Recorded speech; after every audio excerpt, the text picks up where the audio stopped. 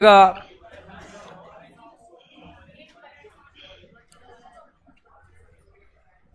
हो गया, लव हो गया।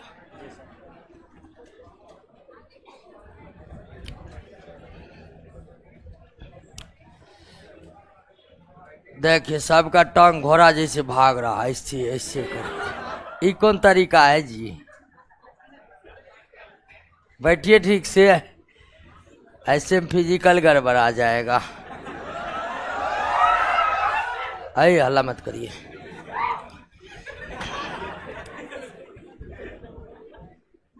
नहीं होगा नौकरी तो जानते हैं ना क्या स्थिति होगा, हुआ हुआ कर रहे हैं। आइए शुरुआत करते हैं। और हम बार बार यही कहते हैं कि पीछे के क्वेश्चनों को जमा मत करिएगा, प्रश्नों को जमा करते जाइएगा, अंत में बहुत दिक्कत हो जाएगा। जो लक्ष्य आप तय किए हैं सरकारी नौकरी प्राप्त करने का, वह लक्ष्य कोई छोटा मोटा लक्ष्य नहीं है, बहुत बड़ा लक्ष्य है। इसलिए लक्ष्य जब आप बड़ा चुने हैं तो उसके प्रति समर्पण बहुत दृढ़ निश्चय के साथ होनी चाहिए। और एक बड़ी समस्या होती है भूलने की, कि आप याद करते हैं भूल जाते हैं। भूलने की समस्या का सबसे बड़ा कारण निरंतरता का अभाव है। आप निरंतर अगर नहीं पढ़ रहे हैं तो तब ही भूलने की समस्या होती है। इसीलिए पढ़ाई में कंटिन्यूटी यानी कि निरंतरता बहुत जरूरी है, खासकर जब आप लक्ष्य सरकारी नौकरी लेने का रखे हैं। तो इसीलिए पढ़ाई प्रतिदिन कीजिए, प्रतिदिन कीजिए। प्रतिदिन पढ़ाई होने से आपका आत्मविश्वास प्रबल रहेगा, और आत्मविश्वास प्रबल होने के साथ साथ आपकी भूलने की समस्या समाप्त हो जाएगी। कई ऐसे स्टूडेंट हमसे मिलते हैं जो बोलते हैं कि हम पढ़ते हैं भूल जाते हैं। एक बार हम पकड़े उसको, बोला कि हम पढ़ते हैं भूल जाते हैं, तो उसको दिए क्वेश्चन बनाने, क्वेश्चन बना दिया ऑप्शन देख के। कल कहाँ भूले हैं आप? तब बोले कि सच सच बताइए कि कितना दिन से नहीं पढ़े हैं। तो कल के सर कल गांव से आए हैं। कल यही दिक्कत है, कंटिन्यूटी जैसे ही खत्म होता है पढ़ाई का, निरंतरता जैसे ही समाप्त होती है पढ़ाई का, अंदर से एक डर पैदा हो जाता है कि हम तो 2 दिन से पढ़े नहीं थे। और जैसे ही अंदर से डर पैदा होता है नहीं पढ़ने के कारण, तो आपको ये लग जाता है कि बहुत कुछ हम क्या हो गए, भूल गए। इसलिए पढ़ाई में निरंतरता बनी रहनी चाहिए। जीएस बहुत ही वास्ट सब्जेक्ट है, ना कोई और है ना कोई छोर है। इसलिए हम बार बार बोलते हैं कि आप रणनीति ये बनाइए कि जो भी चैप्टर समाप्त हो गया है उसके प्रश्नों को ना सिर्फ आप याद कीजिए, बल्कि इस तरह याद कीजिए कि सबका उत्तर आपके होठ पर हो। तो आइए आगे की ओर बढ़ते हैं। और कहां तक पढ़ लिए थे? टाइप ऑफ रिएक्शन पढ़ लिए थे, पूरा हो गया था। ये उत्क्रमणीय अनुत्क्रमणीय हुआ था। अच्छा, आइए दोस्तों हम रासायनिक अभिक्रियाओं का प्रकार पढ़ रहे हैं। आप जानते हैं कि कई तत्व यौगिक आपस में अभिक्रिया करके नए गुणों वाले पदार्थ का निर्माण करता है, जिसे रासायनिक अभिक्रियाएं कहते हैं। रासायनिक अभिक्रिया केमिस्ट्री के क्षेत्र में तो महत्वपूर्ण है ही, लेकिन रासायनिक अभिक्रियाओं का महत्व का अंदाजा सिर्फ आप इन बातों से लगाइए कि पृथ्वी पर जीवन की उत्पत्ति में सबसे बड़ी भूमिका रासायनिक अभिक्रियाओं की रही। अगर रासायनिक अभिक्रियाओं की सिलसिला पृथ्वी के वातावरण में शुरुआत नहीं होती तो आज पृथ्वी पर इतने सारे जीवन नहीं हुआ करते। तो रासायनिक अभिक्रियाओं का महत्व इस कदर है कि इस पृथ्वी के तमाम जीवन की उत्पत्ति यहीं के साथ शुरुआत हुई है। अब रासायनिक अभिक्रियाओं जो होते हैं वो एक तरह के नहीं होते हैं, तरह तरह के होते हैं, और जितने तरह के होते हैं सारे तरह आपको बता चुके। संपूर्ण रासायनिक अभिक्रियाओं का बंटवारा एक अलग नजरिए से किया जाता है। संपूर्ण रासायनिक अभिक्रियाओं का बंटवारा आप दो भागों में कर सकते हैं, ऊष्माक्षेपी, ऊष्माशोषी। संपूर्ण रासायनिक अभिक्रियाओं का बंटवारा आप 6 तरह से कर सकते हैं, जिसमें combination, decomposition, displacement, double displacement, neutralisation, photochemical, electrolysis, तमाम तरह की अभिक्रियाएं थी। तो रासायनिक अभिक्रियाओं का बंटवारा 3 तरह से किया जाता है।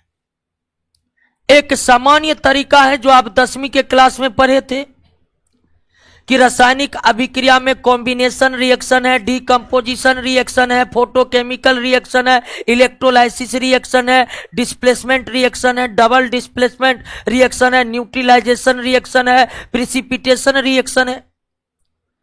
उसके बाद ऊष्मा परिवर्तन के आधार पर संपूर्ण रासायनिक अभिक्रियाओं को 2 भागों में बांटा जाता है, ऊष्माक्षेपी और ऊष्माशोषी। ऊष्माक्षेपी और ऊष्माशोषी।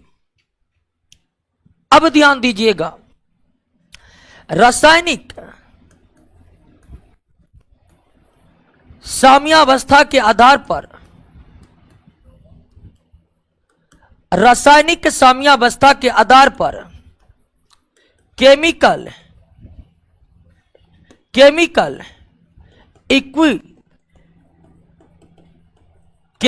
इक्विलिब्रियम के आधार पर संपूर्ण रासायनिक अभिक्रियाओं को पुनः कितने भागों में बांटते हैं?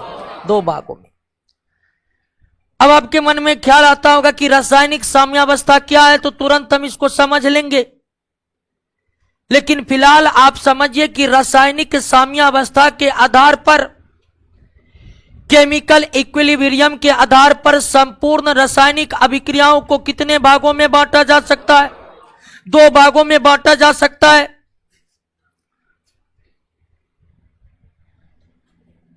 पहला है इरिवर्सिबल। पहला क्या है? इरिवर्सिबल रिएक्शन, यानी कि अनुत्क्रमणीय अभिक्रिया। अनुत्क्रमणीय अभिक्रिया, इरिवर्सिबल रिएक्शन।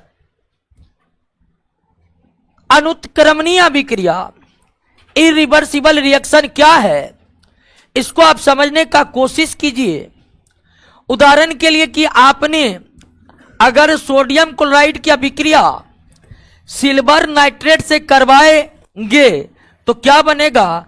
तो बनेगा सोडियम नाइट्रेट, और क्या बनेगा? AgCl यानी सिल्वर क्लोराइड बनेगा ना बनेगा। यहां पर डबल डिस्प्लेसमेंट होगा, ये तो आप समझ रहे होंगे। अब इस रिएक्शन में ये आपका अभिकारक है। ये क्या है? अभिकारक है। और ये आपका क्या है? उत्पाद है। अभिकारक आपस में अभिक्रिया करके क्या बनाया है? उत्पाद।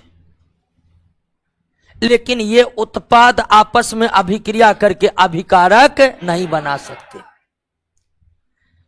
सिल्वर क्लोराइड और सिल्वर नाइट्रेट अभिक्रिया करके सोडियम नाइट्रेट और सिल्वर क्लोराइड बनाया है। लेकिन अब कहिएगा कि फिर ये सोडियम नाइट्रेट सिल्वर क्लोराइड से अभिक्रिया करके अभिकारक बना लेगा इसी क्रम में, यानी कि अभिकारक से उत्पाद बना और उत्पाद पुनः अभिक्रिया करके अभिकारक बनाने लगेंगे, तो ऐसा संभव नहीं। यानी कि इस रासायनिक अभिक्रिया में अभिकारक केवल किसमें कन्वर्ट होगा? आप चाहिएगा कि उसी समय उत्पाद भी अभिक्रिया करके अभिकारक बना लेगा, तो यहां पर ऐसा संभव नहीं है। यानी यह रासायनिक अभिक्रिया केवल एक ही दिशा में संपन्न हो रही है, और वो दिशा है अभिकारक से क्या बनने की? उत्पाद बनने की। ऐसी तमाम रासायनिक अभिक्रिया ऐसी तमाम रासायनिक अभिक्रिया जिसमें अभिकारक क्या बनते हैं, उत्पाद बनते हैं। अभिकारक क्या बनते हैं, उत्पाद बनते हैं। लेकिन पुनः उत्पाद से अभिकारक की प्राप्ति नहीं होती है, उसे क्या कहते हैं, अनुत्क्रमणीय अभिक्रिया। यानी ऐसी अभिक्रिया जो केवल एक ही दिशाओं में संपन्न होती है, ऐसी अभिक्रिया जो एक ही दिशाओं में संपन्न होती है, उसे क्या कहते हैं, अनुत्क्रमणीय अभिक्रिया। यानी अनुत्क्रमणीय अभिक्रिया के दौरान अभिकारक से उत्पाद की प्राप्ति तो होगी, लेकिन उसी समय उत्पाद अभिकारक प्रदान नहीं कर सकते हैं। क्लियर हो गया। ऐसे तमाम रासायनिक अभिक्रिया जो एक ही दिशाओं में संपन्न होते हैं, उसे क्या कहते हैं, उत्क्रमणीय अभिक्रिया कहते हैं। ऐसे तमाम रासायनिक अभिक्रिया जिसमें अभिकारक से उत्पाद बनते हैं, लेकिन उसी समय उत्पाद अभिकारक नहीं बन सकते हैं, उसे क्या कहते हैं, अनुत्क्रमणीय अभिक्रिया। क्लियर हो गया, कोई दिक्कत नहीं ना। अब ध्यान दीजिए, दूसरा है रिवर्सिबल रिएक्शन।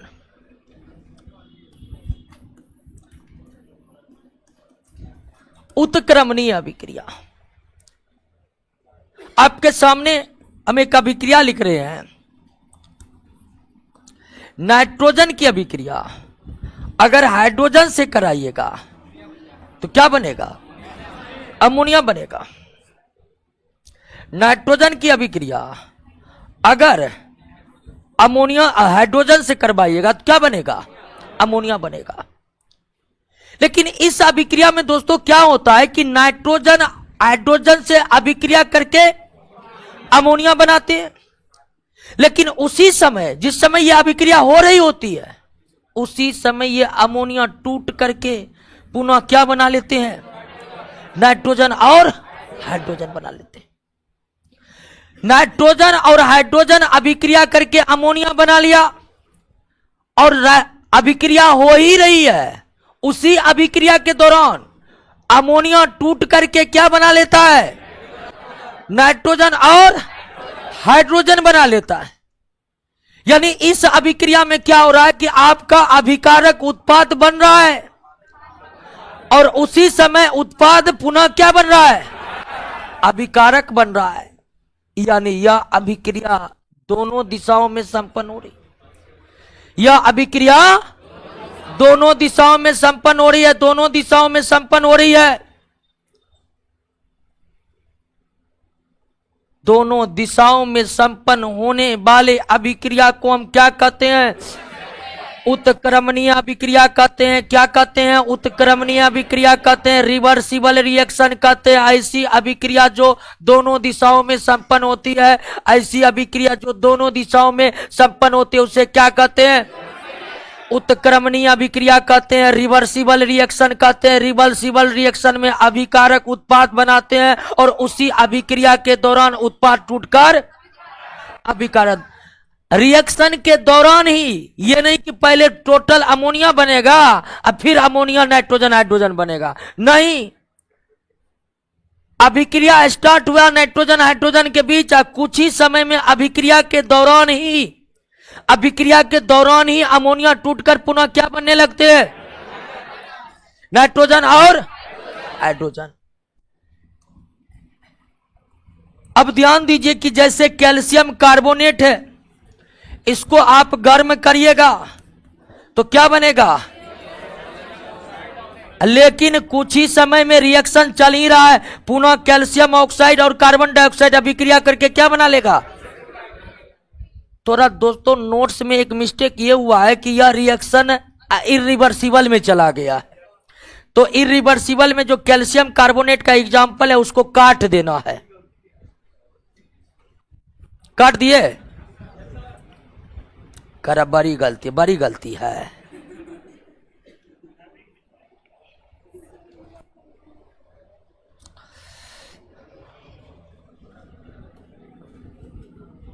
गलती नोट में इसलिए देते हैं कि सबसे पहला फायदा किसको हो, आपको हो। अब जो क्लास नहीं आएगा रट लेगा कि कैल्शियम कार्बोनेट वाला रिएक्शन कैसा है, इरिवर्सिबल, परीक्षा में आएगा मार देगा, गलत हो जाएगा, ठीक है ना, है कि ना है। तो नोट में गलती फलती इसलिए देते हैं कि सबसे पहला फायदा किसको हो, आपको। अब बहुत लड़का तो आता है, देखते हैं बोरा में भर भर के मेरा लोट ले जाता, हम भी कहते ले जाओ, धराएगा न तब पता चलेगा, ठीक। क्लास नोट खरीद कर ले जाता है। क्लास नोट से बेहतर है, क्लास नोट क्लास के लिए है, उसमें मेरा दिमाग लगा हुआ है, हम बोलेंगे तभी क्लियर होगा बहुत बात।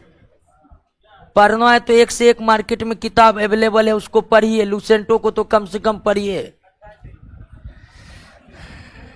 क्लियर हो गया। तो आप उत्क्रमणीय अभिक्रिया को समझ गए। ऐसी अभिक्रिया जो दोनों दिशाओं में संपन्न होती है उसे क्या कहते हैं, उत्क्रमणीय अभिक्रिया कहते हैं। उसे क्या कहते हैं, उत्क्रमणीय अभिक्रिया कहते हैं। उत्क्रमणीय अभिक्रिया में अभिकारक उत्पाद बनते हैं और अभिक्रिया के दौरान ही उत्पाद पुनः क्या बनने लगते हैं, अभिकारक उत्पाद पुनः क्या बनने लगते हैं, अभिकारक। क्लियर हो गया। अब ध्यान दीजिएगा दोस्तों कि उत्क्रमणीय अभिक्रिया को इस सिंबल के दर से दर्शाया जाता है। उत्क्रमणीय अभिक्रिया का किस सिंबल का यूज किया जाता है, देख रहे हैं ना, आधा तीर आधा तीर, आधा तीर ऊपर आधा तीर। तो जहां भी यह सिंबल आपको दिख जाए समझिए वो रिएक्शन कैसा है, रिवर्सिबल है। वो रिएक्शन कैसा है, रिवर्सिबल रिएक्शन है। बात को समझ गए ना। तो रिवर्सिबल रिएक्शन का एग्जाम्पल हम इसी तरह से देते। उसी तरह कैल्शियम कार्बोनेट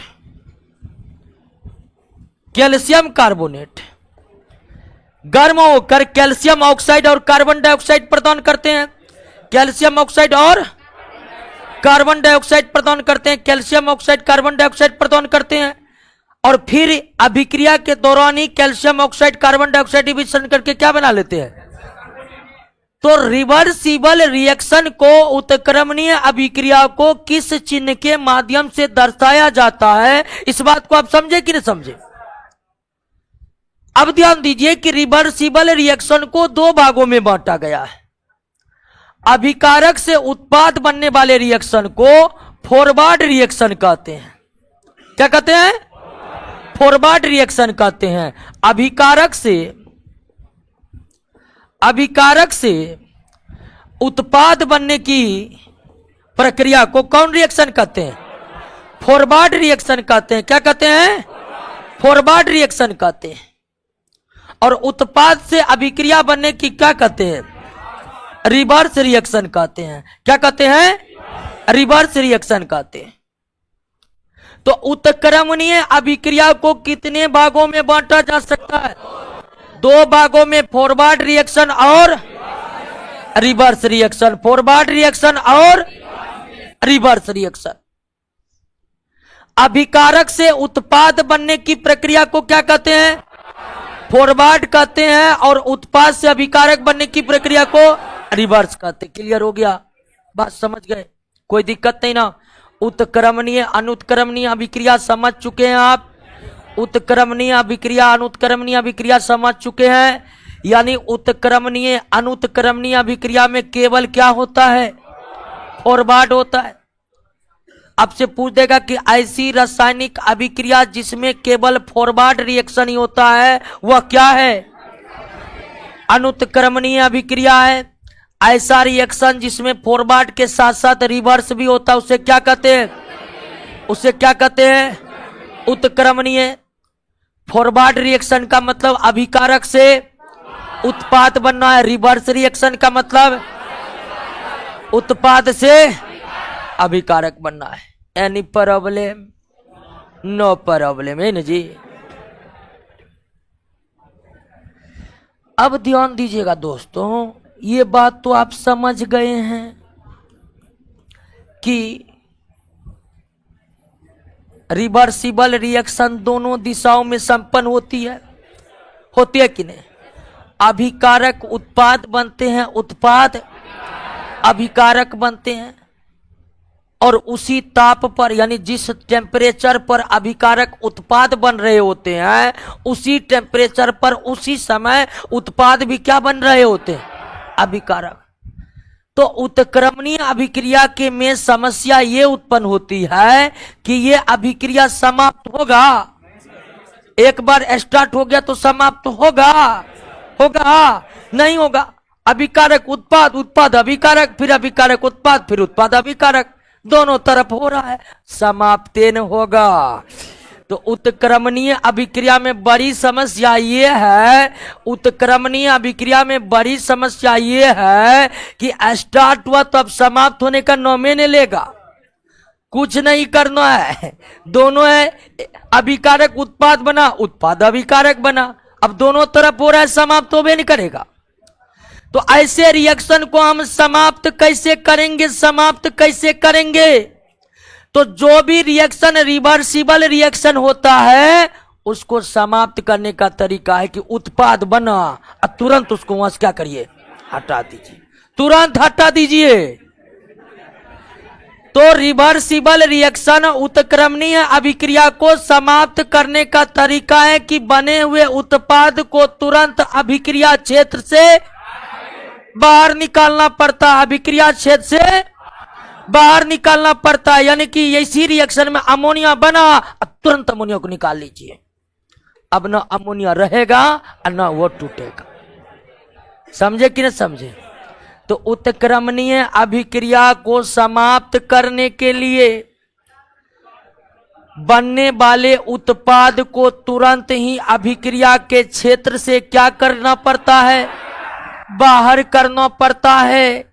अगर हम बनने वाले उत्पाद को तुरंत अभिक्रिया के क्षेत्र से बाहर नहीं करेंगे तो ऐसे रिएक्शन कभी समाप्त ही नहीं होगा, ऐसे रिएक्शन समाप्त ही नहीं होगा, क्योंकि अभिकारक उत्पाद, उत्पाद अभिकारक बन रहे, अपना बन रहे।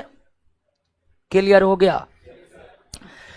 अब आप शुरुआत में ही ये समझे थे कि रासायनिक साम्यावस्था के आधार पर, केमिकल इक्विलिब्रियम के आधार पर संपूर्ण रासायनिक अभिक्रिया को कितने भागों में बांटते हैं? दो भागों में बांटते हैं, रिवर्सिबल, इरिवर्सिबल, उत्क्रमणीय, अनुत्क्रमणीय। तो अब ये समझ लीजिए कि आखिर रासायनिक साम्यावस्था है क्या। केमिकल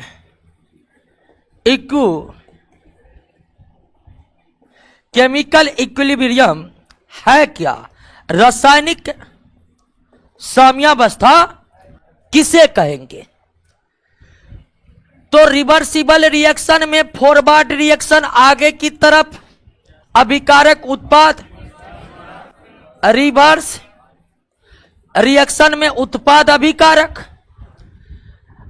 रिवर्सिबल रिएक्शन की वह अवस्था, उत्क्रमणीय अभिक्रिया की वह अवस्था जिसमें फॉरवर्ड रिएक्शन की गति किसके बराबर हो जाए, रिवर्स रिएक्शन के बराबर हो जाए। उत्क्रमणीय अभिक्रिया की वह अवस्था जिसमें फॉरवर्ड रिएक्शन का वेग रिवर्स रिएक्शन के वेग के क्या हो जाए, बराबर हो जाए, तो उसी अवस्था को क्या कहते हैं, साम्यावस्था कहते हैं। क्या कहते हैं? तो एक रिएक्शन साम्यावस्था को प्राप्त कर लिया है तो इसका अर्थ ये होगा कि फॉरवर्ड रिएक्शन की गति रिवर्स रिएक्शन का क्या हो गया है, बराबर हो गया।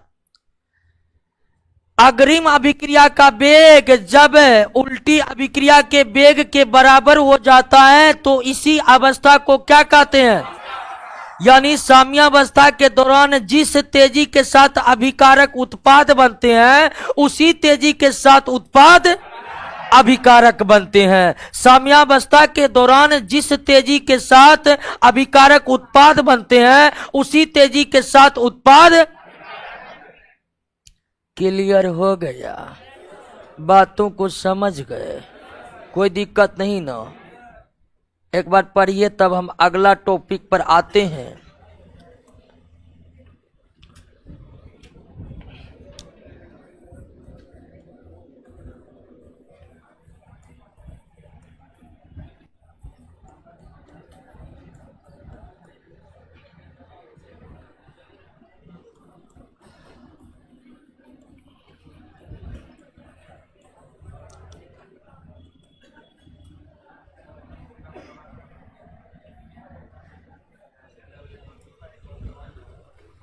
क्या हुआ?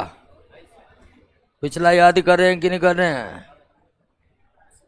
लक्षण लग रहा आपका नौकरी करने वाला।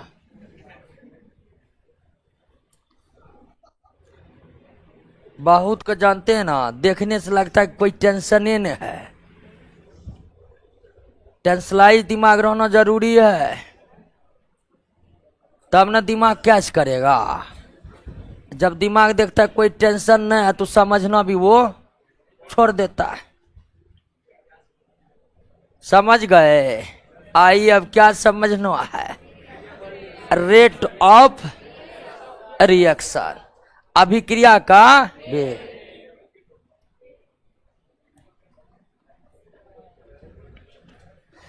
रेट ऑफ रिएक्शन, अभिक्रिया का वेग। अब अभिक्रिया का वेग क्या है?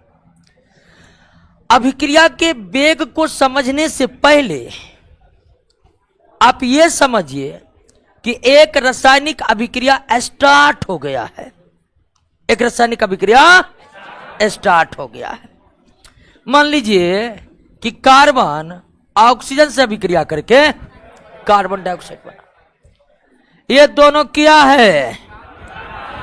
अभिकारक है। ध्यान मत भटकाइए दोस्तों, ये दोनों क्या है और ये क्या है?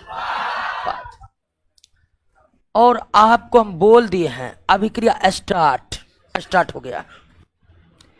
अभिक्रिया अगर शुरू हो गया है, स्टार्ट हो गया है, तो आप इतना तो बोल ही सकते हैं कि अभिक्रिया शुरू होने से अभिकारकों के द्रव्यमान में धीरे धीरे कमी होगी, या अभिकारकों की सांद्रता में धीरे धीरे कमी होगी। सांद्रता मतलब परमाणुओं की संख्या। एक पदार्थ में परमाणुओं की जितनी अधिक सांद्रता है, जितनी अधिक संख्या है, हम कहेंगे उसमें सांद्रता उतनी अधिक है। तो अगर ये रिएक्शन है, और बिल्कुल ये रिएक्शन है और ये स्टार्ट हो गया है, तो रिएक्शन अगर ये स्टार्ट हो गया है तो आप इतना तो कह ही सकते हैं कि अभिकारकों की मात्रा में धीरे धीरे कमी होगी और उत्पाद के मात्रा में धीरे धीरे बढ़ोतरी होगी। होगी कि नहीं होगी? कार्बन ऑक्सीजन से अभिक्रिया करके, कार्बन ऑक्सीजन से अभिक्रिया करके कार्बन डाइऑक्साइड बनाता है कि नहीं बनाता है? कार्बन डाइऑक्साइड बनाता है। तो ज्यों-ज्यों अभिक्रिया का समय बढ़ते जाएगा, अभिकारक क्या बनते जाएगा? इससे यह होगा कि अभिकारकों की मात्रा क्या होगी? घटेगी और उत्पाद की मात्रा बढ़ेगी। समय के साथ साथ जैसे अभिक्रिया का समय बीतते जाएगा तो अभिक्रिया में भाग लेने वाले अभिक्रिया की मात्रा घटते जाएगी और अभिक्रिया में बनने वाले उत्पाद की मात्रा बढ़ते जाएगी। क्या इसमें किसी को शक है? शक है तो समझिए ऐसे ही होता है, कोई शक नहीं रखना है। क्लियर है कि नहीं क्लियर है? तो जैसे जैसे अभिक्रिया का समय बीतते जाता है वैसे वैसे अभिकारकों की मात्रा घटते जाती है एवं उत्पाद की मात्रा बढ़ते जाती है। एक साथ दो काम होता है जब अभिक्रिया स्टार्ट होता है। एक साथ दो काम होता है जब अभिक्रिया स्टार्ट होता है। एक ओर अभिकारकों की मात्रा घटती है तो दूसरी ओर उत्पाद की मात्रा बढ़ती है। समय के साथ अभिकारकों की मात्रा जिस दर से घटती है उसे ही क्या कहते हैं? अभिक्रिया का। समय के साथ अभिकारकों की मात्रा में होने वाले कमी को ही क्या कहते हैं?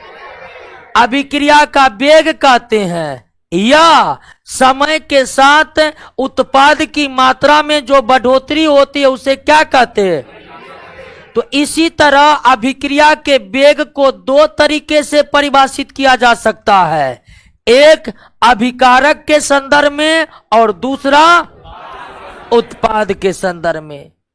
अभिक्रिया का वेग बराबर अभिकारकों की सांद्रता में होने वाली कमी बटे समय, या अभिक्रिया का वेग बराबर उत्पाद के सांद्रता में होने वाली बढ़ोतरी बटे। क्लियर हो गया? समय के साथ अभिकारकों के मात्रा में होने वाली कमी को क्या कहते हैं? अभिक्रिया का वेग। या समय के साथ उत्पाद के मात्रा में होने वाले कमी को क्या कहते हैं? समय के साथ उत्पाद की मात्रा में होने वाले बढ़ोतरी को क्या कहते हैं? अभिक्रिया का वेग। क्लियर हो गया? तो अभिक्रिया के वेग को कितने तरह से परिभाषित किया जा सकता है, और दो तरह से अभिक्रिया के वेग को कैसे परिभाषित करेंगे, इसमें कोई दिक्कत आपको बताइएगा? कोई दिक्कत? कोई दिक्कत नहीं।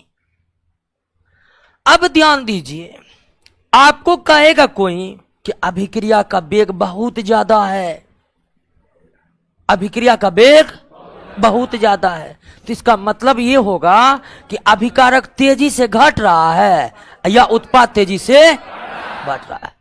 अभिक्रिया का वेग जितना अधिक होगा, अभिकारक की मात्रा में उतनी तेजी के साथ कमी आएगी, या उत्पाद के मात्रा में उतनी तेजी से बढ़ोतरी होगी। ये आपको बोलेगा अभिक्रिया बड़ी स्लो हो रहा है, अभिक्रिया बड़ी स्लो हो रहा है, तो इसका मतलब होगा अभिकारक बहुत धीरे धीरे घट रहा है, उत्पाद बहुत धीरे धीरे बन रहा है। समझ गए ना?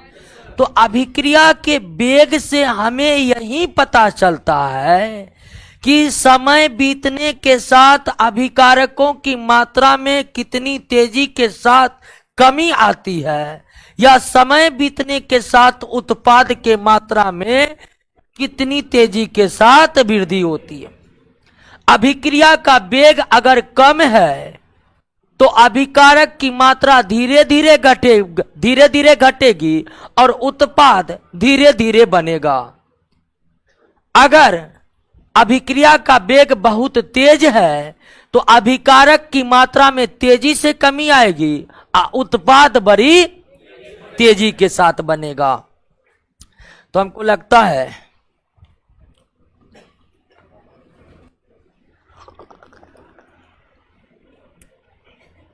अभिकारक को रिएक्टेंट बोलते हैं। कितनी बार तो रिएक्टेंट बोले। अभिकारक को अंग्रेजी में रिएक्टेंट और उत्पाद को क्या बोलते हैं? प्रोडक्ट बोलते हैं।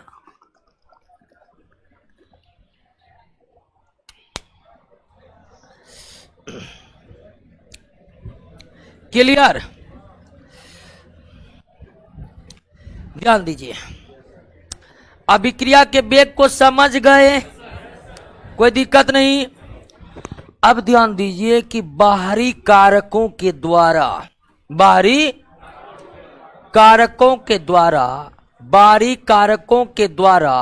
अभिक्रिया के वेग को बढ़ा भी सकते हैं, अभिक्रिया के वेग को घटा। यानी कि बिना अभिकारक उत्पाद में छेड़छाड़ लाए, बिना अभिकारक उत्पाद में छेड़छाड़ लाए हम किसी बाहरी कारकों के द्वारा अभिक्रिया के वेग को बढ़ा भी सकते हैं और अभिक्रिया के वेग को घटा सकते हैं। अब हम इसी को समझने का प्रयास करेंगे कि वे कौन से बाहरी कारक हैं जो अभिक्रिया के वेग को बढ़ा सकता है या अभिक्रिया के वेग को घटा सकता है।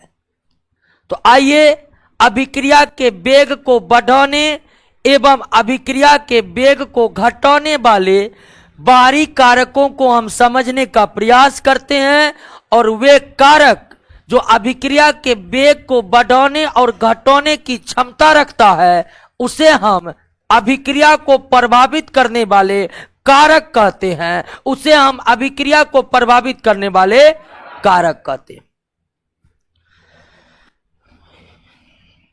आइए दोस्तों, पहला कारक है अभिकारक की सांद्रता। अभिकारक की सांद्रता। अभिकारक की सांद्रता, अभिकारक की सांद्रता का मतलब आप समझ रहे हैं ना, परमाणुओं की संख्या।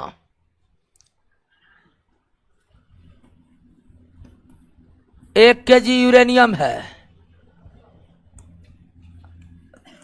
2 kg यूरेनियम है, कहां पर यूरेनियम की सांद्रता ज्यादा है?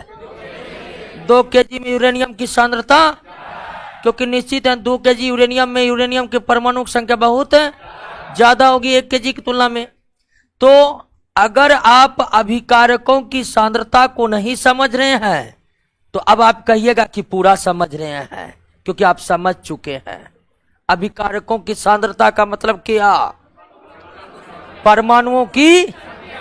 अगर अभिकारक का परमाणु बहुत ज्यादा है, बहुत ज्यादा है, तो अभिकारक की सांद्रता बहुत ज्यादा है। अभिकारकों की परमाणु की संख्या बहुत कम है, तो अभिकारकों की सांद्रता। अब ध्यान दीजिए दोस्तों कि अभिक्रिया का वेग, अभिषेक लिख रहे थे, अभिक्रिया का वेग, अभिक्रिया का वेग, अभिक्रिया का वेग अभिकारकों के सांद्रता का क्या होता है? समानुपाती होता है। अभिक्रिया का वेग अभिकारकों के सांद्रता के समानुपाती होता है। अभिकारकों की सांद्रता जितने अधिक होगी अभिक्रिया का वेग उतना अधिक होगा। अभिकारकों की सांद्रता जितनी कम होगी अभिक्रिया का वेग उतना कम होगा। उदाहरण के लिए दोस्तों, आप सोडियम और क्लोरीन की अभिक्रिया करा करके सोडियम क्लोराइड बना सकते हैं। क्या बना सकते हैं? सोडियम क्लोराइड बना सकते हैं। अभी सोडियम मान लीजिए यहां 10 ग्राम है, क्लोरीन कितना है? 15।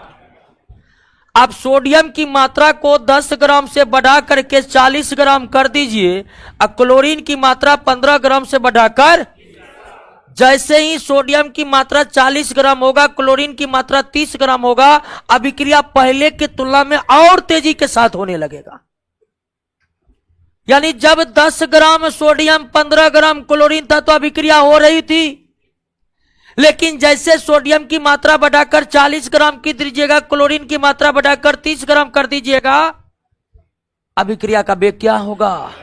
बढ़ जाएगा, तेजी से होने लगेगा। जरूरी नहीं है कि दोनों का बढ़ाइए, किसी भी एक का बढ़ा दीजिए, अभिक्रिया का वेग क्या हो जाएगा? क्लोरीन का कांस्टेंट रखने दीजिए, 15 ग्राम रख दीजिए, सोडियम का बढ़ा कर दीजिए, अभिक्रिया का दर बढ़ जाएगी। तो अभिकारक की मात्रा जितनी अधिक होगी, अर्थात अभिकारकों की सांद्रता जितनी अधिक होगी, अभिक्रिया का वेग उतना अधिक होगा। रासायनिक अभिक्रिया का वेग, रासायनिक अभिक्रिया का वेग अभिकारकों के सांद्रता के समानुपाती होता है। रासायनिक अभिक्रिया का वेग अभिकारकों के सांद्रता के समानुपाती होता है। क्लियर? बात समझ गए? अब समझिए कि अगर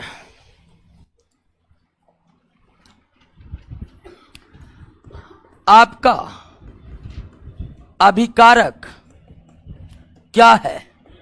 गैस है। उदाहरण के लिए कार्बन का ऑक्सीजन से अभिक्रिया करवाए, क्या बनाया? ये आपका क्या है? ये आपका क्या है? गैस है। एक ठोस एक गैस है। यहां पर अभिकारक की सांद्रता जितनी अधिक होगी अभिक्रिया का वेग उतना ज्यादा होगा।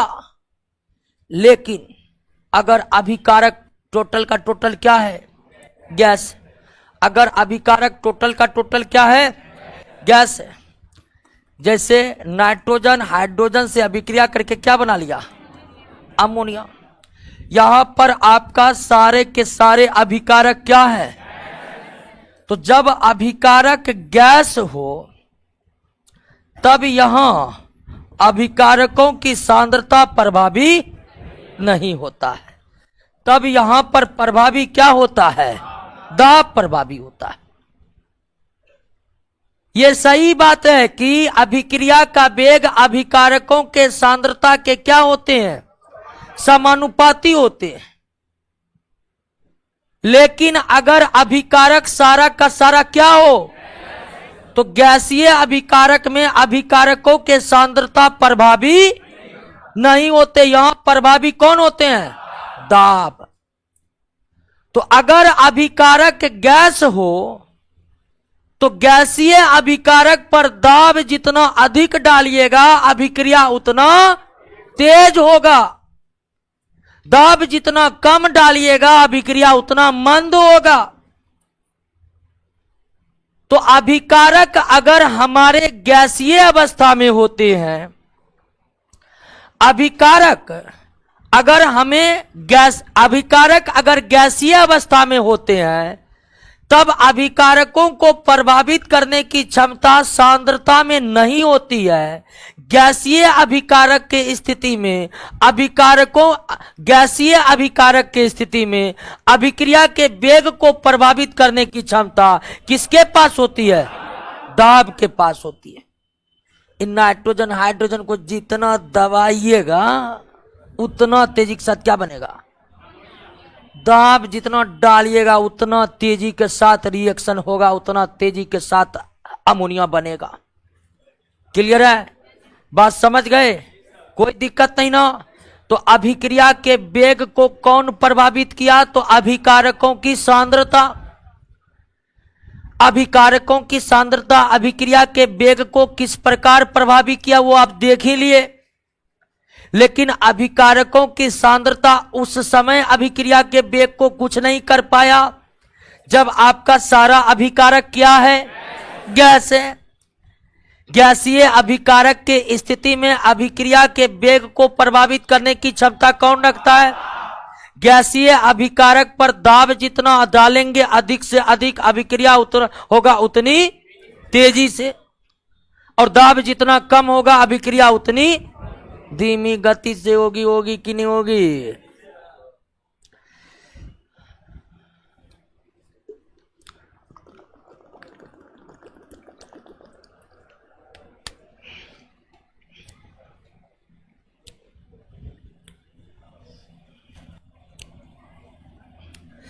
दूसरा कारक पर आ जाए। दूसरा कारक क्या है? ताप। ताप, टेम्परेचर। अभिक्रिया के वेग को प्रभावित करने की क्षमता अगर सबसे ज्यादा कोई लेता है तो वो कौन लेता है? ताप। ध्यान रखिएगा, उष्मा देने का मतलब ताप बढ़ाना है। उष्मा देने का मतलब ताप बढ़ाना है, और उष्मा निकालने का मतलब ताप घटाना। बात समझ गए कि नहीं? तो रासायनिक अभिक्रिया के वेग को ढेर सारे कारक प्रभावित करते हैं, ढेर सारे। लेकिन रासायनिक अभिक्रिया के वेग को प्रभावित करने वाला कोई सबसे बड़ा कारक है, वो है उष्मा यानी कि ताप। हालांकि उष्मा और ताप में अंतर है, फिलहाल यहां पर हम एक के साथ बोल रहे हैं। अगर रासायनिक अभिक्रिया के दौरान टेम्परेचर को जितना अधिक बढ़ाइएगा अभिक्रिया का वेग उतना तेजी के साथ बढ़ जाएगा। रासायनिक अभिक्रिया के दौरान जितना तेजी के साथ आप टेम्परेचर को बढ़ाइएगा अभिक्रिया उतना तेजी के साथ क्या होगा? बढ़ेगा। और लगभग सारी अभिक्रिया दोगुनी गति से होने लगती है जब टेम्परेचर कितना बढ़ा देते हैं? लगभग प्रत्येक रासायनिक अभिक्रिया दोगुनी गति से होने लगती है जब टेम्परेचर को हम कितना बढ़ा देते हैं? 10 डिग्री बढ़ा देते हैं। 10 डिग्री ज्यादा टेम्परेचर करिएगा अभिक्रिया दोगुना हो जाएगा। तो अभिक्रिया के समय अगर ताप को बढ़ा दिया जाए तो अभिक्रिया का वेग क्या होता है? बढ़ जाता है। अभिक्रिया के दौरान अगर ताप को घटा दिया जाए तो अभिक्रिया का वेग घट जाता है। लगभग जितने भी रासायनिक अभिक्रियाएं होती है, सभी रासायनिक अभिक्रिया का टेम्परेचर अगर 10 डिग्री ज्यादा कर दिया जाए तो अभिक्रिया दुगुनी गति से होने लगती है। तो अभिक्रिया के वेग को प्रभावित किया अभिकारकों की सांद्रता, अभिक्रिया के वेग को प्रभावित किया दाब। लेकिन दाब कब प्रभावित करता है? जब अभिकारक गैस हो। अभिक्रिया के वेग को सबसे ज्यादा प्रभावित किया ताप।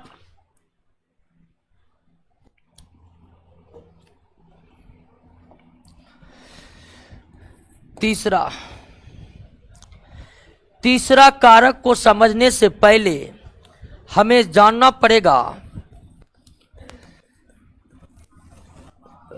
समांग अभिक्रिया कौन है? समांग अभिक्रिया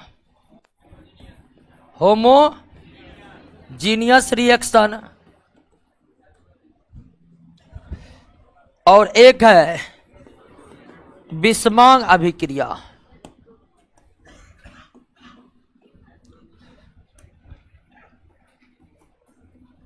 विषमांग अभिक्रिया हेटेरोजीनियस रिएक्शन। अभिक्रिया को प्रभावित करने वाले तीसरा कारक कौन है? इसके लिए हमें यह जान लेना जरूरी है कि समांग अभिक्रिया क्या है और विषमांग अभिक्रिया क्या है। समांग अभिक्रिया क्या है और विषमांग अभिक्रिया क्या है? तो जब अभिकारकों की भौतिक अवस्था समान होती है, जब अभिकारकों की भौतिक अवस्था समान होती है, तब उसे हम क्या कहते हैं? अभी आप देख लीजिए कि आप नाइट्रोजन की अभिक्रिया हाइड्रोजन से कराने पर क्या बना? अमोनिया। यह एक समांग अभिक्रिया है, क्योंकि दोनों अभिकारक की प्रकृति क्या है? गैस है। H2S और कार्बन डाइसल्फाइड के बीच जो अभिक्रिया होगा वो क्या होगा? समांग होगा, क्योंकि H2O द्रव अवस्था, कार्बन डाइसल्फाइड द्रव अवस्था, यह भी द्रव अवस्था में रहता है। तो जब अभिकारकों की भौतिक अवस्था समान हो, वे दोनों गैस हो, वे दोनों द्रव हो, वे दोनों ठोस हो, तब ऐसे अभिक्रिया को क्या कहते हैं? समांग अभिक्रिया कहते हैं। ऐसी रासायनिक अभिक्रिया जिसमें सभी अभिकारकों की भौतिक अवस्था समान हो, वैसे रासायनिक अभिक्रिया को क्या कहते हैं? समांग रासायनिक अभिक्रिया कहते हैं। वैसे क्या कर रहे हैं? इसके विपरीत अब कार्बन की अभिक्रिया हाइड्रोजन से करवाकर कार्बन डाइऑक्साइड बना रहे। कार्बन है ठोस, ऑक्सीजन क्या है? गैस। अगर अभिकारकों की भौतिक अवस्था समान न हो, अगर अभिकारकों की भौतिक अवस्था समान न हो, तब ऐसी रासायनिक अभिक्रिया को क्या कहते हैं? विषमांग रासायनिक अभिक्रिया कहते हैं। क्या कहते हैं? तो अभिकारकों के भौतिक अवस्था के आधार पर, अभिकारकों के भौतिक अवस्था के आधार पर रासायनिक अभिक्रिया कितने प्रकार के? 2 प्रकार के, समांग अभिक्रिया और विषमांग अभिक्रिया। जब अभिकारकों की भौतिक अवस्था समान होती है तो उसे क्या कहते हैं? और अभिकारकों की भौतिक अवस्था अलग अलग होती है तो कोई दिक्कत नहीं। आइए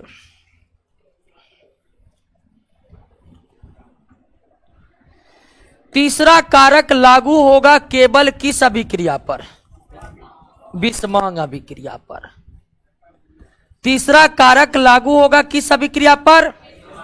अब विषमांग अभिक्रिया में अगर एक अभिकारक ठोस हो, दूसरा द्रव या गैस हो, दूसरा द्रव या गैस हो, दूसरा द्रव या गैस हो, तब ऐसी अवस्था में अगर ठोस का पृष्ठ क्षेत्रफल, ठोस का पृष्ठ क्षेत्रफल अधिक होगा तो अभिक्रिया का वेग अधिक होगा, अभिक्रिया का वेग अधिक होगा। बात को समझ रहे हैं दोस्तों? विषमांग अभिक्रिया के दौरान अगर आपका अभिकारक क्या है? ठोस है। विषमांग अभिक्रिया के दौरान आपका अभिकारक क्या है? ठोस है। तो इस ठोस अभिकारक का पृष्ठ क्षेत्रफल जितना अधिक होगा अभिक्रिया का वेग उतना अधिक होगा। अभिकारक, ठोस अभिकारक का पृष्ठ क्षेत्रफल जितना अधिक होगा अभिक्रिया का वेग उतना अधिक होगा। अब कहिएगा व्हाट इज पृष्ठ क्षेत्रफल? पृष्ठ क्षेत्रफल का मतलब है पहले ठोस इतने क्षेत्रफल में है और दूसरी तरफ आपका द्रव या गैस, तो इस अभिक्रिया की गति अब उतने ही ठोस को क्या करिए? बड़ा क्षेत्रफल में कर दीजिए। और तब देखिए अभिक्रिया, तब देखिए अभिक्रिया। यहां पहली स्थिति या दूसरी स्थिति या ठोस की मात्रा क्या है? समान है। किस स्थिति में ज्यादा तेजी के साथ अभिक्रिया होगा? हाँ, सेकेंड वाला में होगा। तो पृष्ठ क्षेत्रफल का मतलब होता है कि ठोस अभिकारक जितने एरिया में उसको हम फैला दिए। तो रासायनिक अभिक्रिया के दौरान अगर आप ठोस अभिकारक का पृष्ठ क्षेत्रफल बढ़ा दीजिएगा, बहुत सो रहे हैं क्या जी? आए सब मास्क लगा लगा के आइए, ध्यान दीजिए, ध्यान दीजिए, ध्यान दीजिए। रासायनिक अभिक्रिया की स्थिति में सोइए मत, सोइए ना। रासायनिक अभिक्रिया के स्थिति में ठोस अभिकारक का पृष्ठ क्षेत्रफल जितना अधिक होगा अभिक्रिया का गति उतनी। क्लियर हो गया? अब एक बात का जवाब दीजिएगा, वैसे नोट में दिया हुआ बात। अगर रासायनिक अभिक्रिया में हम ठोस अभिकारक को टुकड़ा टुकड़ा कर दिए, टुकड़ा ठोस अभिकारक था और उसको हथौड़ी लेकर एकदम चूर चूर कर दिए, तब ऐसी स्थिति में अभिक्रिया की दर बढ़ेगी या घटेगी? क्या होगी? क्लियर हो गया? तो रासायनिक अभिक्रिया के दौरान अगर हमारा अभिक्रिया विषमांग है और अभिकारक कोई ठोस है, तो उस ठोस अभिकारक का पृष्ठ क्षेत्रफल जितना अधिक होगा अभिक्रिया उतना तेजी के साथ होगा, अभिक्रिया उतना तेजी के साथ होगा। रासायनिक अभिक्रिया के दौरान ठोस अभिकारक को टुकड़े टुकड़े कर दे, चूर चूर कर दे, तो अभिक्रिया का गति क्या होगा या अभिक्रिया का वेग? क्लियर हो गया? समझ गए? तो अभिक्रिया का वेग अभिकारकों के सांद्रता के समानुपाती होता है। गैसीय अभिकारकों की स्थिति में अभिक्रिया का वेग दाब के समानुपाती होता है। अभिक्रिया के वेग को सबसे ज्यादा ताप प्रभावित करते हैं। 10 डिग्री सेल्सियस ताप बढ़ाने पर अभिक्रिया की गति दुगुनी हो जाती है। विषमांग अभिक्रिया के दौरान ठोस अभिकारक का पृष्ठ क्षेत्रफल बढ़ा देने से अभिक्रिया का वेग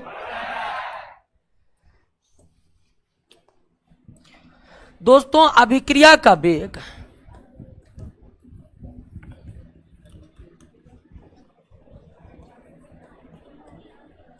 अभिक्रिया का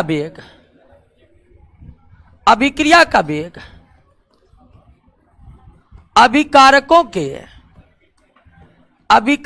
के प्रकृति पर भी निर्भर करता है,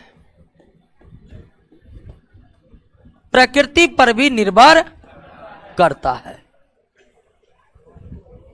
बस समझ रहे कि नहीं समझ रहे?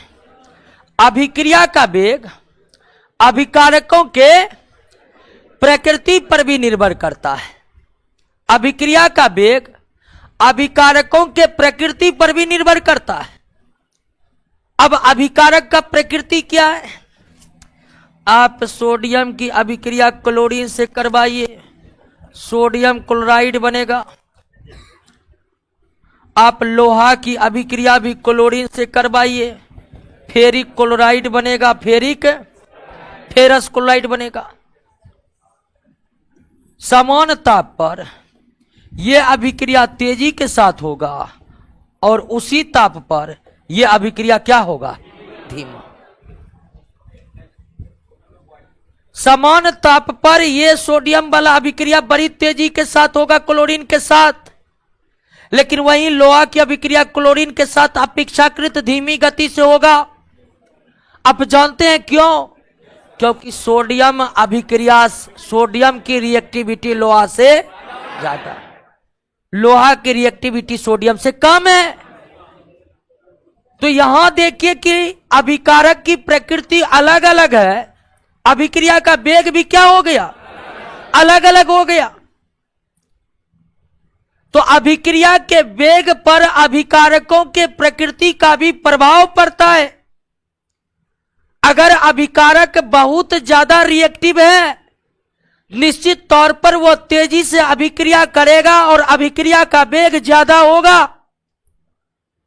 लेकिन अगर अभिकारकों की रिएक्टिविटी कम है तो वह धीमी गति से अभिक्रिया करेगा और फलस्वरूप अभिक्रिया का वेग भी क्या होगा?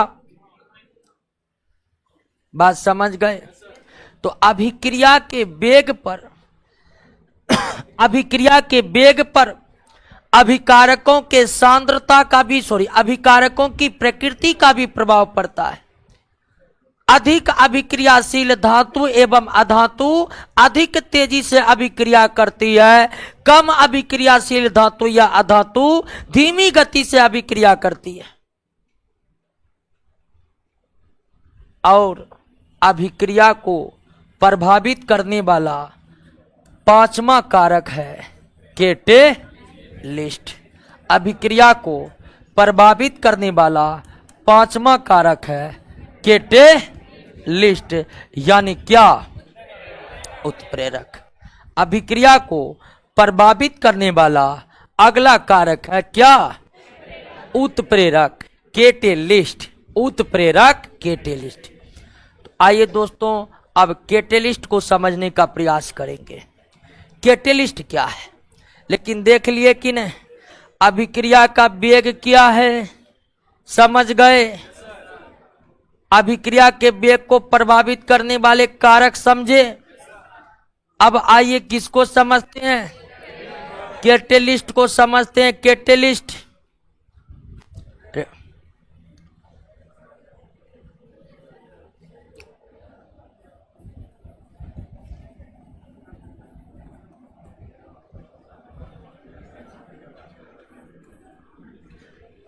Catalyst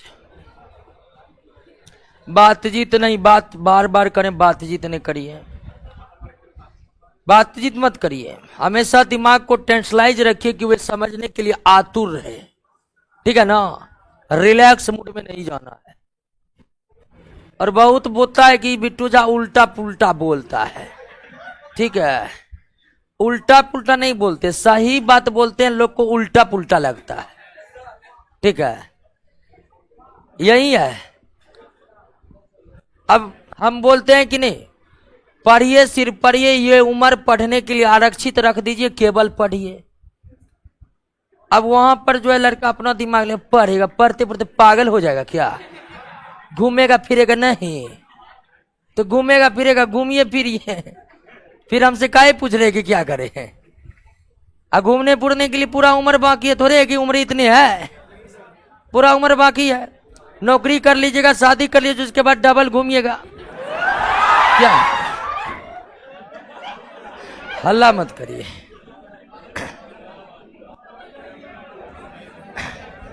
catalyst.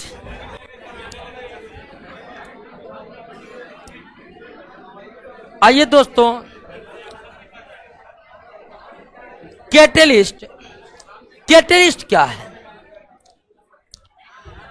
कैटलिस्ट, आइए ध्यान दीजिए, कैटलिस्ट क्या है? तो एक परिभाषा तो आपको पता ही चल गया कि कैटलिस्ट यानी कि उत्प्रेरक अभिक्रिया को प्रभावित करने वाला कारक। उत्प्रेरक क्या है? तो उत्प्रेरक वो फैक्टर है, वो एक्सटर्नल फैक्टर है, वो बाहरी कारक है जो अभिक्रिया के वेग को प्रभावित करते हैं। तो रासायनिक अभिक्रिया में भाग लेने वाले बाहरी पदार्थ, रासायनिक अभिक्रिया में भाग लेने वाले बाहरी पदार्थ जो अभिक्रिया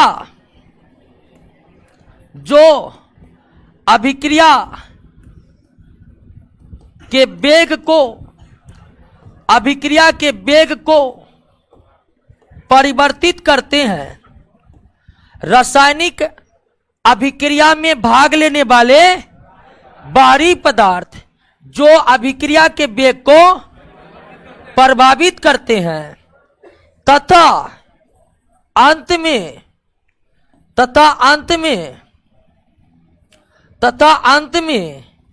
खुद अपरिवर्तित रहते हैं, उसे क्या कहते हैं? कैटलिस्ट। रासायनिक अभिक्रिया में भाग लेने वाले बाहरी पदार्थ जो अभिक्रिया के वेग को परिवर्तित करते हैं तथा रासायनिक अभिक्रिया के अंत में खुद अपरिवर्तित रहते हैं, उसे क्या कहते हैं? कैटलिस्ट कहते हैं। यानी कैटलिस्ट एक बाहरी पदार्थ है। कैटलिस्ट अभिक्रिया के वेग को परिवर्तित करता है। परिवर्तित करने का मतलब या तो बढ़ाना या फिर घटाना। कैटलिस्ट जो है एक बाहरी पदार्थ होते हैं।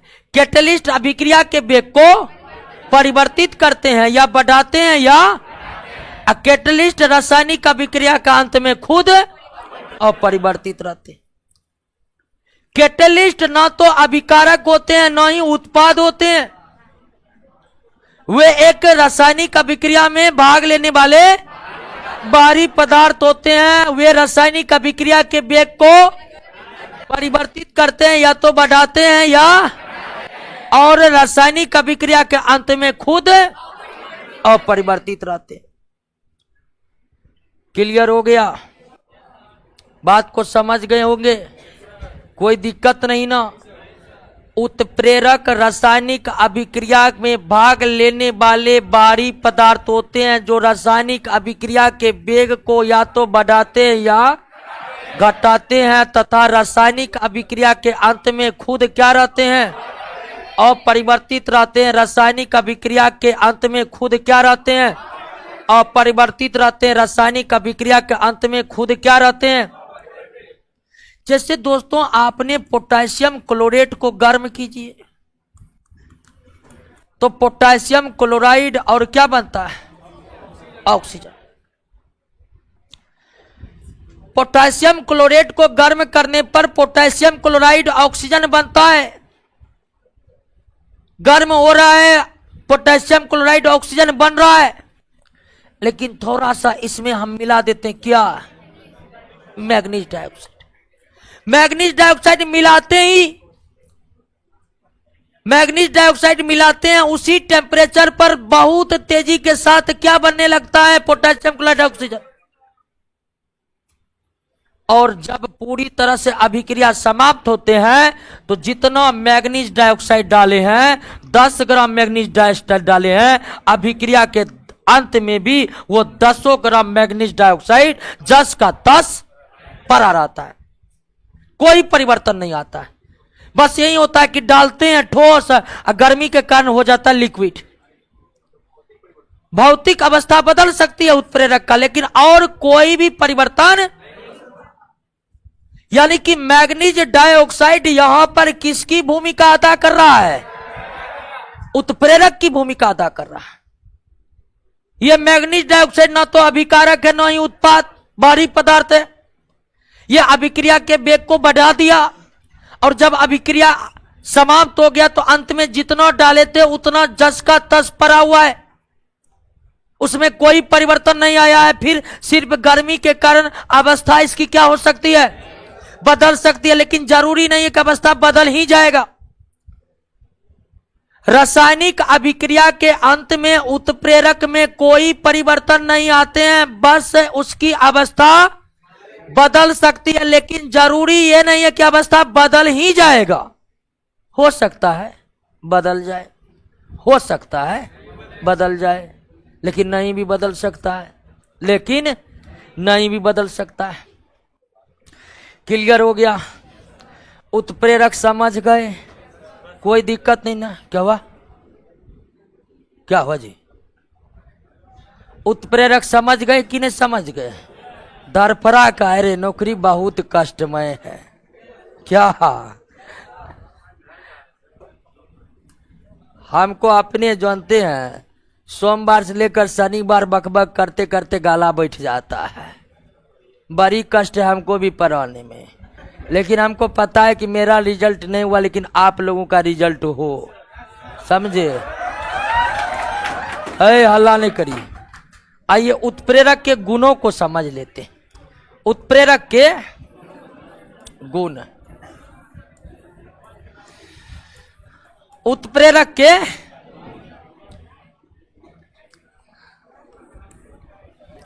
उत्प्रेरक क्या है समझ गए? बाहरी पदार्थ अभिक्रिया के वेग को परिवर्तित करता है और अंत में अपरिवर्तित। अब उत्प्रेरक में कौन कौन से गुण पाए जाते हैं इसको समझ लीजिएगा। उत्प्रेरक में कौन कौन से गुण पाए जाते हैं? पहला गुण है कि उत्प्रेरक अभिक्रिया के अंत में क्या रहता है? अपरिवर्तित रहता है।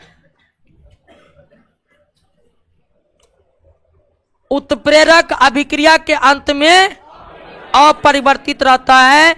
सिर्फ बदलाव किसमें हो सकता है? भौतिक अवस्था में। सिर्फ भौतिक अवस्था में बदलाव हो सकता है, वो भी जरूरी नहीं है कि भौतिक अवस्था बदल ही जाए। यह अभिक्रिया के वेग को, यह अभिक्रिया को प्रारंभ नहीं करता है, प्रारंभ नहीं करता है, बल्कि वेग को बढ़ाता नहीं, घटा भी सकता है, वेग को परिवर्तित करता है। अभिक्रिया के अंत में उत्प्रेरक अपरिवर्तित रहता है, सिर्फ उसके भौतिक अवस्था में परिवर्तन हो सकती है, लेकिन वो भी जरूरी नहीं है कि भौतिक अवस्था बदल ही जाए। दूसरा है कि उत्प्रेरक अभिक्रिया प्रारंभ नहीं करता है। यह नहीं कि अभी तुरंत एक एग्जांपल देखे ना, पोटेशियम क्लोराइड गर्म हुआ, पोटेशियम क्लोराइड ऑक्सीजन डाल दिए, ऑक्सीजन बनने लगा, लेकिन अभिक्रिया स्टार्ट नहीं हुआ है और आप मैग्नीज डाइऑक्साइड डाल दीजिएगा तो अभिक्रिया स्टार्ट हो जाएगा? नहीं। अभिक्रिया को कभी भी उत्प्रेरक प्रारंभ नहीं कर सकता है। उत्प्रेरक आपका तभी काम करेगा जब आप अभिक्रिया को प्रारंभ कराकर उत्प्रेरक को डाले हैं। अभिक्रिया आपका प्रारंभ न है, उत्प्रेरक डाल दिए हैं, कहिए कि अच्छा अब अभिक्रिया अपने आप स्टार्ट होगा। नहीं, अभिक्रिया जो है, अभिक्रिया को उत्प्रेरक कभी प्रारंभ, उत्प्रेरक सिर्फ अभिक्रिया के वेग को बढ़ाता है या फिर, दो विशेषता समझ गए। तीसरा विशेषता है कि एक उत्प्रेरक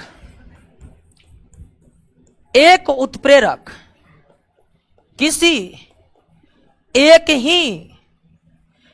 उत्प्रेरक किसी एक ही अभिक्रिया में काम आता है। एक उत्प्रेरक किसी एक ही अभिक्रिया में कम आता है, यानी ऐसा नहीं कि एक के उत्प्रेरक को सारा अभिक्रिया में दीजिएगा और कम करने लगेगा। यानी कि पोटेशियम क्लोराइड में मैग्नीज डाइऑक्साइड डाले तो यहां पर यह उत्प्रेरक का कम किया। अब कहिएगा कि मैग्नीज डाइऑक्साइड को और कहीं डालकर इससे उत्प्रेरक का कम ले लेंगे, यह संभव? एक उत्प्रेरक किसी एक ही अभिक्रिया के लिए उपयोगी होते हैं, सभी अभिक्रिया के लिए नहीं। भिन्न भिन्न अभिक्रिया के लिए अलग अलग उत्प्रेरक होते हैं। एक उत्प्रेरक किसी एक ही प्रकार के अभिक्रिया को उत्प्रेरित कर सकते हैं, सभी प्रकार के अभिक्रिया को उत्प्रेरित नहीं कर सकते। कोई दिक्कत? तीसरा गुण समझ गए? अभिक्रिया के अंत में उत्प्रेरक अपरिवर्तित रहता है, सिर्फ उसमें क्या बदलाव आ सकता है? भौतिक अवस्था। उत्प्रेरक कभी भी अभिक्रिया को प्रारंभ नहीं करता है, बस अभिक्रिया के वेग को परिवर्तित करता है, या तो बढ़ाता है या फिर कोई एक उत्प्रेरक किसी एक ही अभिक्रिया के लिए उपयोगी होते हैं, सभी अभिक्रिया के लिए उपयोगी नहीं होते हैं। तीसरा गुण, चौथा गुण है कि उत्प्रेरक की आवश्यकता, उत्प्रेरक की आवश्यकता बहुत कम मात्रा में ही होता है।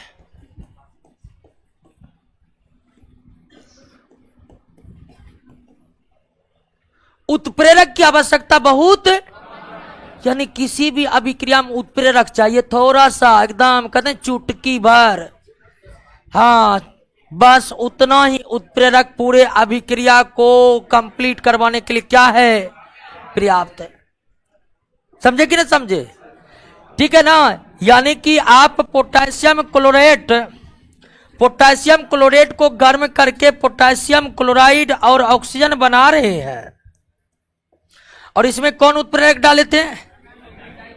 तो मैग्नीज डाइऑक्साइड यहां पर थोड़ा सा ही, यानी कि बोरा भर के लाएंगे तब डालेंगे। समझे कि नहीं समझे? किसी भी रासायनिक अभिक्रिया में जो उत्प्रेरक लगता है बहुत सूक्ष्म मात्रा में ही उत्प्रेरक बड़े से बड़े अभिक्रिया को क्या करा सकते हैं? परिवर्तित नहीं, कंप्लीट करा सकते हैं। बात को समझ गए कि नहीं? तो उत्प्रेरक की आवश्यकता बहुत ज्यादा मात्रा में नहीं होती है, बहुत कम मात्रा में ही उत्प्रेरक सभी प्रकार के बहुत कम मात्रा में उत्प्रेरक ही अभिक्रिया को संपन्न कराने के लिए काफी होता है। अब ऐसा क्यों होता है? तो आप जानते हैं कि उत्प्रेरक तो लास्ट में अपरिवर्तित रहता है, जितना डालिएगा उतना बना ही रहता है वो।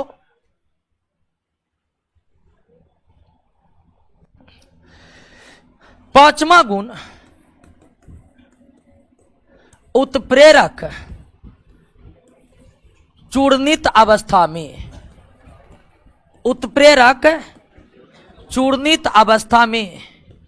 ज्यादा प्रभावी होता है।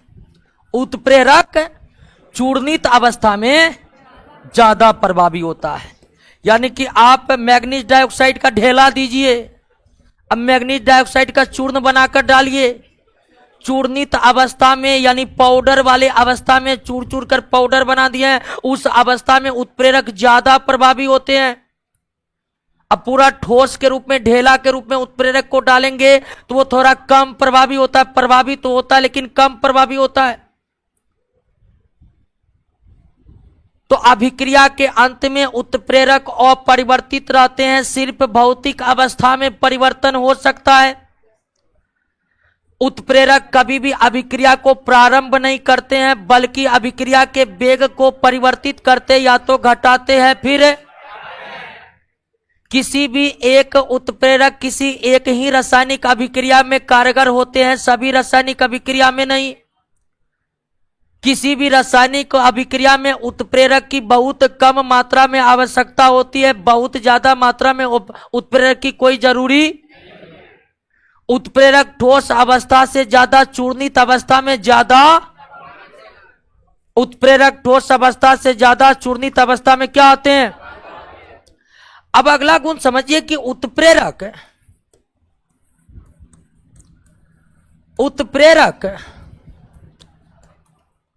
उत्पाद के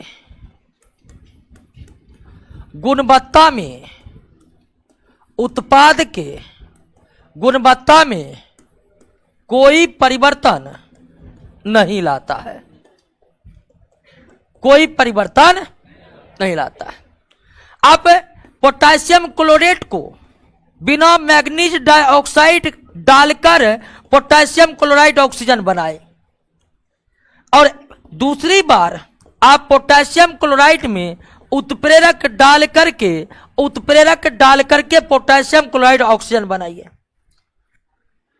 एक अभिक्रिया में हम उत्प्रेरक नहीं डाले, बिना उत्प्रेरक का ही अभिक्रिया संपन्न कराए, और दूसरी बार में अगर हम उत्प्रेरक डालकर अभिक्रिया को संपन्न करवा रहे हैं तो क्या इन दोनों ये पोटेशियम क्लोराइड में कोई अंतर होगा क्या? नहीं, बिल्कुल नहीं। आप उत्प्रेरक को डालिए, उत्प्रेरक उत्पाद के गुणवत्ता में कोई परिवर्तन नहीं ला सकता है। जो इस तरह का पोटेशियम क्लोराइड यहां पर है, सेम टू सेम यहीं पर है, उसी गुणवत्ता का ये भी पोटेशियम क्लोराइड है। तो उत्प्रेरक कभी भी उत्पाद के गुणवत्ता में कोई परिवर्तन नहीं लाता है। उत्प्रेरक उत्पाद के गुणवत्ता में कभी कोई परिवर्तन नहीं लाता है। क्लियर हो गया? बात समझ गए? अब आप इससे पहले केमिकल इक्विलिब्रियम पढ़े थे। केमिकल इक्वी पढ़े थे कि नहीं पढ़े थे? रासायनिक साम्यावस्था क्या है? जब फॉरवर्ड रिएक्शन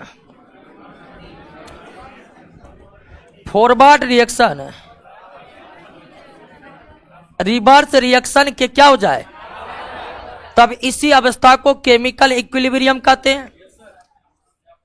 तो उत्प्रेरक जो है, अगर रिवर्सिबल रिएक्शन में उत्प्रेरक डाले हैं तो वह बहुत ही कम समय में केमिकल इक्विलिब्रियम की अवस्था को ला देगा। तो अगर उत्क्रमणीय अभिक्रिया है तो उस उत्क्रमणीय अभिक्रिया की स्थिति में उत्क्रमणीय अवस्था की स्थिति में उत्प्रेरक बहुत ही कम समय में क्या स्थापित कर देता है? इक्विलिब्रियम को स्थापित कर देता है। तो उत्प्रेरक उत्क्रमणीय अभिक्रिया में साम्यावस्था में कोई परिवर्तन नहीं लाता है, बल्कि बहुत ही कम समय में वो साम्यावस्था को स्थापित कर देता है। क्लियर? एक बार उत्प्रेरक के गुणों को पढ़िए तो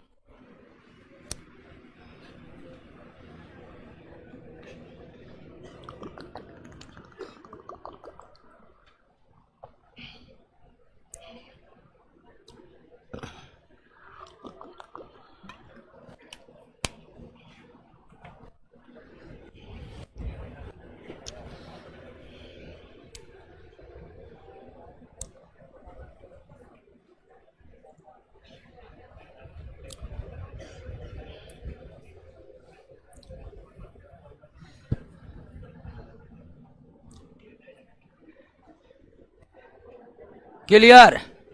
समझ गए? क्या उत्प्रेरक रासायनिक अभिक्रिया को प्रारंभ कर सकता है? नहीं। किसी भी अभिक्रिया में कितना बोरा उत्प्रेरक चाहिए? बहुत कम चाहिए, बहुत कम। अब ध्यान दीजिए दोस्तों, अब ध्यान दीजिए, उत्प्रेरक के संबंध में अब जितना भी चीज है ना, याद करने वाला है। जैसे ऐसे उत्प्रेरक जो अभिक्रिया के वेग को बढ़ाते हैं उसे धन उत्प्रेरक कहते हैं, ऐसे उत्प्रेरक जो अभिक्रिया के वेग को घटाते हैं उसे ऋण उत्प्रेरक कहते हैं। तो उत्प्रेरक के संदर्भ में और एंजाइम के संदर्भ में जो भी है, अब अगला क्लास में सबको याद करके आइएगा। अगला क्लास में हम सीधे केमिकल बॉन्ड को पढ़ाएंगे।